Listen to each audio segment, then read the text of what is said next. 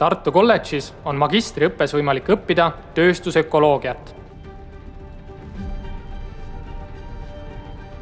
Inimeste arvukus maakeral on varsti ületamas 8 miljardi piiri ja jätkab kasvamist. Kõik need inimesed tahavad elada jõukalt ja hästi. Viimaste sajandite ajalugu on näidanud, et selle inimese loomuliku soovi kõrvalsaaduseks on keskkonnatingimuste halvenemine. Majanduse mõju keskkonnale on suurem, kui keskkond suudab taluda. Oleme kogu planeeti haaranud kriisis.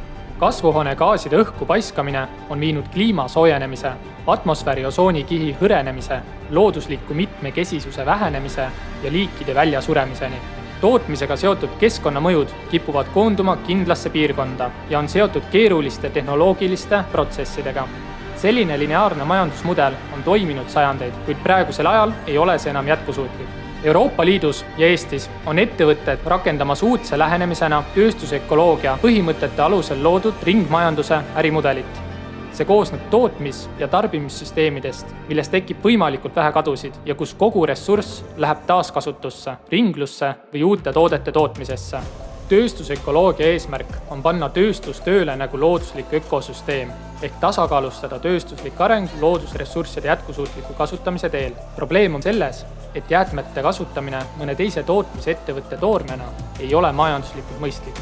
Lähestikku asudes ja läbimõeldult paigutatuna moodustavad ettevõtted tööstusliku ökosüsteemi, kus ühe ettevõtte jäägid on teisele ettevõttele toormeks.